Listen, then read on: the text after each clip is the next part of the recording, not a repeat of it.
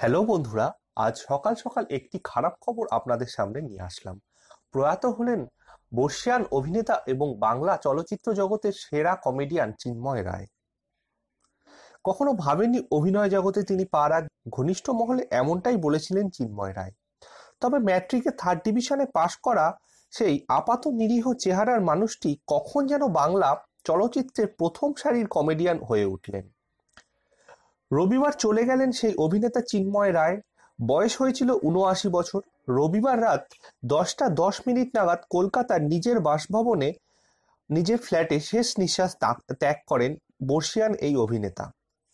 তার পরিবার সূত্রে খবর, দীর্ঘদিন ধরেই বার্ধক্যজনিত কারণে অসুস্থ ছিলেন চিন্ময়বাবু।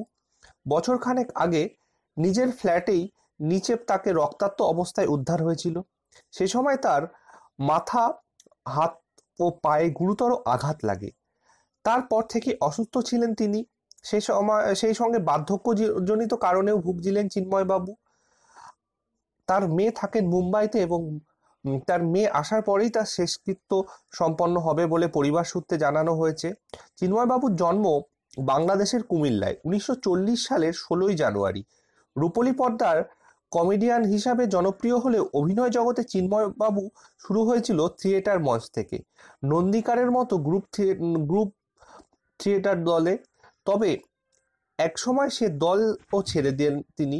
চিন্ময়বাবু বলেছিলেন সেটাই তার জীবনের টার্নিং পয়েন্ট। এরপর অভিনয় শুরু রূপলী পর্দায়। প্রথম ছবি গল্প হলেও সত্যি, তপন সিংহের পরিচালনায় প্রথম ছবিতেই নজর কাড়লেন।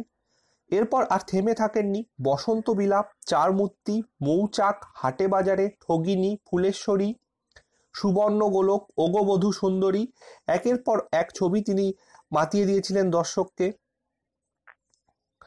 তথাকথিত সাদামাটা চেহারা সত্ত্বেও তিনি তার নিজের অভিনয় প্রতিভায় রূপলী পর্দায় নায়কদের পাশাপাশি রীতিমতো নজর কেড়েছেন।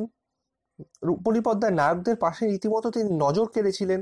নবদ্বীপ হালদার, ভানু বন্দ্যোপাধ্যায় বা তুলসী চক্রবর্তীর মতো কিংবদন্তি অভিনেতাদের পর বাংলা ছবিতে কমেডিয়ানের ভূমিকায় রবি ঘোষ বা অনুপ কুমারের সঙ্গে পাল্লাও দিয়েছিলেন তিনি সমানে সমানে। তার প্রয়াণে বাংলা চলচ্চিত্র জগতের এক অধ্যায়ের যেন সমাপ্তি হলো।